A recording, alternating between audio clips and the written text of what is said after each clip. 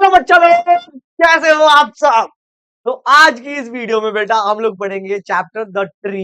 क्या पढ़ेंगे बेटा? The tree. एक बार बोलो मेरे साथ, द ट्री।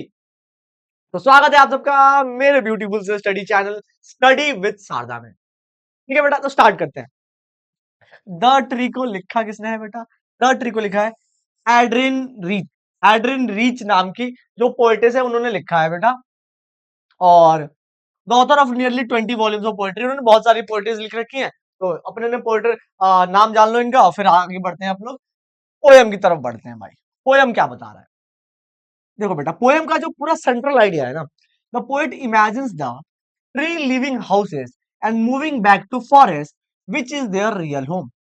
ये जो पूरा बेटा पोयम है ना, इस पोयम में जो है एक्चुअली जो पोएटेस हैं वो सोच रही हैं। पोएट बिल्कुल सोच रहा है बेटा इसमें कि जो जितने भी सारे पेड़ हैं लोगों ने घरों में लगा रखे हैं, एक दिन वो क्या होगा, सारे पेड़ घरों को छोड़ के वो जंगलों की तरफ लौट रहे हैं। और इस पूरी जो उन्होंने अपनी जो सोच है, आइडिया जो है, उसको उन्होंने पोयम के फॉर्म में बना दिया है। तो सेंट्रल आइडिया क्या है कि सारे पेड़ पौधे छोड़ छोड़ के कहाँ जा रहे हैं? जंगलों की तरफ जा रहे हैं। ठीक है। The forest was empty for a long time because there were no trees, so birds had no branches to sit on and insects had nowhere to hide. कह रही है वो इसमें पोएम में बेटा कि बहुत लंबे टाइम तक ना जंगलों में पेड़ पौधे नहीं थे, क्योंकि हम इंसानों ने उन पेड़ पौधों को काट दिया था। तो जब जंगलों में एक भी पेड़ नहीं थे तो सारी चिड़ियाएं कहाँ बैठेंगी? उनके पास बैठने के लिए कोई भी ब्रांच नहीं था, कोई भी टहनी नहीं थी जहां पे वो जाके बैठ पाए। और इंसेक्ट्स के पास भी बेटा कोई भी घर नहीं था जहां पे वो जाके छुप पाए। तो दोनों के पास कुछ नहीं था। तीसरी बात क्या कह रही है? No sun bury its feet in shadow. ये बेटा लाइन जो लिखा है, no sun bury its feet in shadow, इसमें देखो ये बड़ा ही बेटा कॉन्सेप्चुअल लाइन है। Sun bury its feet in shadow का मतलब होता है कि आप लोगों ने देखा होगा जब पेड़ पौधे होते हैं जंगल में, तो जंगल में पेड़ों के ऊपर ना सूरज की रोशनी पड़ती है, और जब रोशनी पड़ती है ना तो ऐसे ऐसे पैर दिखाई देते हैं। देख रहा है ये एरिया, यहाँ पे पैर दिखाई दे रहे हैं।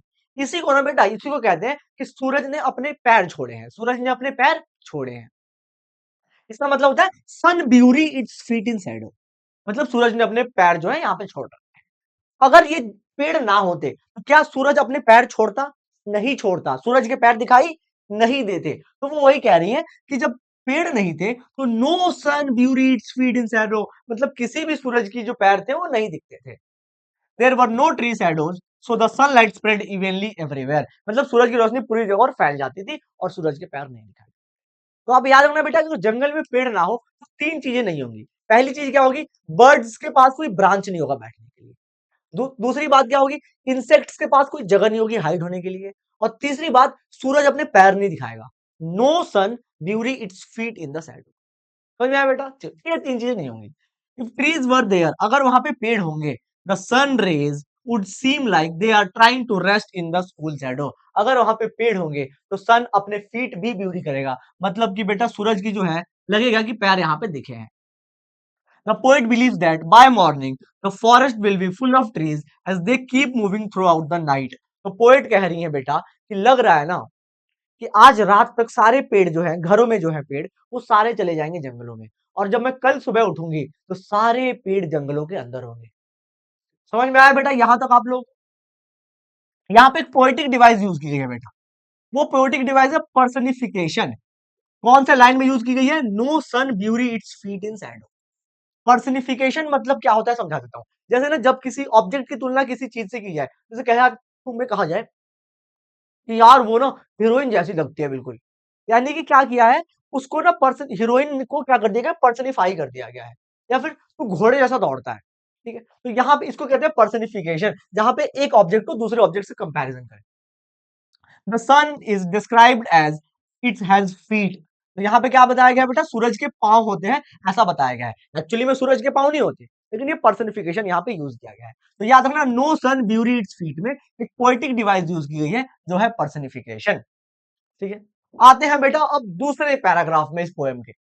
The roots of the trees try hard to break free from cracks in the veranda floor.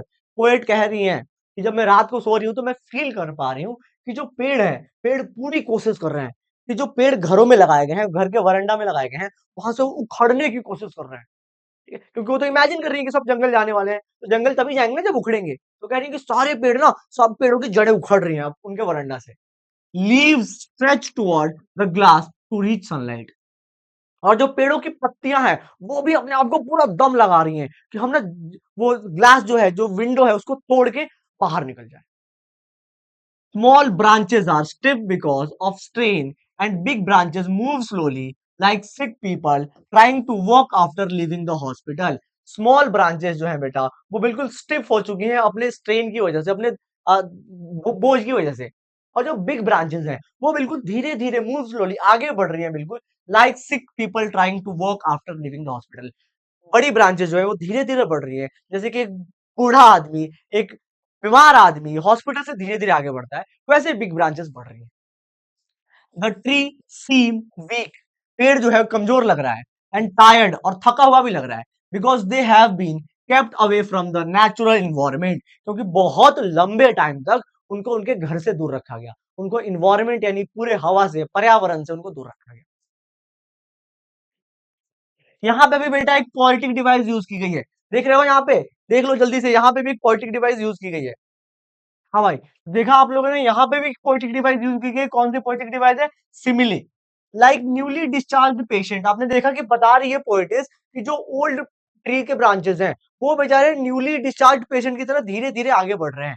तो यहाँ पे ना बेटा सिमिली का यूज किया गया है। जब भी बेटा कहीं लाइक लिख के कुछ लिखा गया हो, लाइक लिख के किसी को कंपेयर किया गया हो, तो वो सिमिली होता है। और इसके पहले आपने पर्सनिफिकेशन पढ़ा था। अब कहोगे भैया पर्सनिफिकेशन में भी तो कंपैरिजन हुआ था। बेटा पर्सनिफिकेशन क्या होता है ना, कि जब ह्यूमन की कैरेक्टरिस्टिक्स किसी नॉन ह्यूमन चीज को दे दो तो वो होती है पर्सनिफिकेशन। जैसे कि लेट सपोज कि कह दो कि मेरा जो कंप्यूटर है ना वो अमित की तरह है, बिल्कुल काला सा, समझ रहे हो? तो वहां पे क्या होता है कि लैपटॉप को हमने क्या किया, ह्यूमन की वो प्रॉपर्टी से कंपेयर कर दिया, तो वो होती है पर्सनिफिकेशन। और सिमिली क्या होती है? सिमिली वो होती है बेटा जब लाइक लगा के किसी चीज को कंपेयर करते हैं। यहाँ पे देखो ये है सिमिली। तो यहाँ ये आप लोग बेटा पर्सन, ये जो पोएटिक डिवाइस है उसको आप लोग याद रखना। अब बढ़ते हैं बेटा थर्ड थर्ड पैराग्राफ की तरफ। थर्ड पैराग्राफ में पोएट कहती हैं, the poet watches all this quietly sitting inside and writing letters without even mentioning the trees living. अब जब ट्रीज छोड़ के जा रही हैं तो पोएट उसको ध्यान से देख रही है, ध्यान से पोएट देख रही है कि ट्री सारे छोड़ के वहां से जा रहे हैं, लेकिन पोएट कुछ कर नहीं रही है, बस नोटिस कर रही है चुपचाप। वहां पे क्या कर रही है, क्वाइटली बैठी हुई है, अंदर की तरफ बैठी हुई है। और उनके मतलब जहां पे वो बैठी हुई है वहां से साफ साफ दिख रहा है कि वो ट्रीज जो है वो सब उखड़ उखड़ के जा रहे हैं। वो लेटर्स लिख रही हैं, बैठ के चुपचाप क्या कर रही है, अपना लेटर लिख रही है, और उसमें ये ट्री छोड़ के जा रहे हैं ऐसा कुछ मेंशन नहीं कर रही। ठीक है। She does not do anything to help, she is just observing. और वो चीजों को बस चुपचाप ऑब्जर्व कर रही है कि ट्री कैसे जा रहे हैं। द नाइट इज काम, रात बहुत शांत है, with the fresh smell of leaves and plants reaching her room like a soft voice from nature. और कह रही है कि जब ट्रीज छोड़ के जा रहे हैं तो उन्हें उसकी स्मेल जो है उनके रूम तक पहुंच रही है, जैसे आवाज जो थी, वॉइस जो थी उनके रूम तक पहुंच रही थी, वैसे ही बेटा स्मेल जो है उनके रूम तक पहुंच रही है। जो पत्तों की स्मेल है वो उनके रूम तक पहुंच रही है। पोएटिक डिवाइस थर्ड पैराग्राफ में भी बेटा simile, like a voice into the room. कह रही है ना, मैंने अभी बताया आप लोगों को कि स्मेल उनके रूम तक पहुंच रही है, वैसे जैसे कि आवाज पहुंच रही थी पेड़ों के टूटने की। तो यहाँ पे भी बेटा सिमिली का यूज किया गया है। लाइक दिख रहा है, यहाँ पे भी लाइक दिख गया आप लोगों को, तो ये आप लोग याद रखना। The poet here feels whisper, but she knows that by morning the whisper will be gone, meaning people will soon forget about nature's problem. वो कह रही है कि ट्रीज अभी एक दूसरे से बातें कर रहे हैं, लेकिन उनको पता है कि सुबह होते होते ये सारे ट्रीज जो है कहाँ चले जाएंगे, जंगल में चले जाएंगे। जैसे कि, और आवाज आनी क्या हो जाएगी, बंद हो जाएगी। जैसे कि लोग भी क्या होते हैं, नेचर के प्रॉब्लम को जल्दी जल्दी भूल जाते हैं, वैसे ये ट्रीज भी छोड़ के जंगल में चली जाएंगी। Emotional connection with the nature. The poet feels emotional as she imagines the tree breaking the glass to escape from the house. The wind seems excited to welcome the trees back to the forest. The moonlight looks broken into pieces like a shattered mirror as it shines through the tall trees. और जब ये पेड़ जो है बेटा ये तेजी से एक दूसरे बढ़ रहे हैं, आगे की तरफ बढ़ रहे हैं बेटा, जो पेड़ है ये तेजी से दौड़ के आगे की तरफ बढ़ रहे हैं। तो हो क्या रहा है बेटा, जब ये पेड़ दौड़ के आगे की तरफ बढ़ रहे हैं तो हवाएं उनका ऐसे वेलकम कर रही हैं, आजा आजा, ऐसे करके वेलकम कर रही हैं हवाएं। और ये पेड़ जब इतने तेजी से बढ़ रहे हैं तो इन्होंने मून को क्या किया है ना, तोड़ दिया है। मून से टकरा के इन्होंने मून को टुकड़ों में तोड़ दिया है। और मून ऐसे टूटा है कि जो पेड़ है, लेट सपोज ये बेटा हमारे पेड़ है, ठीक है, ये हमारे पेड़ है, तो मून जो था ना ऊपर वो टूट गया है, और टूट के इन पेड़ों पे आके ऐसे मुकुट की तरफ, इस थोड़ा मून इस पेड़ के ऊपर और थोड़ा मून इस पेड़ के ऊपर, ऐसे मुकुट की तरफ बन गया है, ऐसे क्राउन की तरह क्या हो चुका है, थोड़े थोड़े मून जो है हर एक पेड़ के ऊपर बैठ गए और उनकी शोभा बढ़ा रहे हैं। ये बेटा पूरा पोएम था, ये पोएम ऐसे खत्म हुआ यहाँ पे। लास्ट फोर्थ पैराग्राफ में भी पर्सनिफिकेशन यूज किया गया है। The trees are stumbling forward, the trees are described as if they are struggling to walk like people. Fourth paragraph में बताया गया है बेटा कि the trees are stumbling forward, मतलब धीरे धीरे स्टम्बल करके आगे बढ़ रहे हैं। और ये बेटा ह्यूमन नेचर है, स्टम्बलिंग क्या है, ह्यूमन नेचर। ट्री को कंपेयर किया गया उससे, तो ये पर्सनिफिकेशन है। और सिमिली भी यूज किया गया है। The moon is broken like a mirror, like दिख गया बेटा आपको, तो moon is broken like a mirror, ये है बेटा सिमिली। मून कब ब्रेक हुआ, जब पेड़ आगे की तरफ बढ़ रहे थे तो उन्होंने मून को तोड़ दिया, और फिर जो मून है वो टॉल ट्रीज के ऊपर, टॉल ट्रीज यानी जो ओक ट्रीज होती हैं उनके ऊपर आके मून बैठ गया। तो ये बेटा one of the most complicated chapter था आपके क्लास 10th में। आई होप आपको पूरा चैप्टर समझ में आया होगा। अब आते हैं बेटा क्वेश्चन देखते हैं। What is the main message of the poem the tree? The tree का मेन मैसेज क्या है बेटा? देखो, द ट्री में बेसिकली जो अपनी जो पोइट है वो बताना चाह रही है कि कैसे ट्रीज जो है वो जंगल में जाएंगे, और ट्री जंगल से भी गायब हो चुके हैं। वो इन्वायरमेंट के बारे में जनरली बात कर रही है। यहाँ पे ना बेटा एक दूसरा पर्सपेक्टिव में आप सोच सकते हो। एक्चुअली जो हमारी पोइटेज है वो ना एक बहुत बड़ी फेमिनिस्ट पोइटेस है बेटा, ठीक है, तो वो ज्यादातर ना विमेन राइट्स के बारे में बात करती है। तो यहाँ पर आप ये भी समझ सकते हो कि जैसे पेड़ जो है, पेड़ वो जंगलों से गायब हो चुके थे और वो अब जंगल की तरफ लौट रहे हैं, वैसे ही विमेन भी बेटा सोसाइटी की तरफ लौट रही है। तो इसके दो मीनिंग्स हो सकते हैं, ठीक है, तो इसके मैसेज में आप लोग याद रखना, इसको आप विमेन से भी कंपेयर करके लिख सकते हो, ठीक है।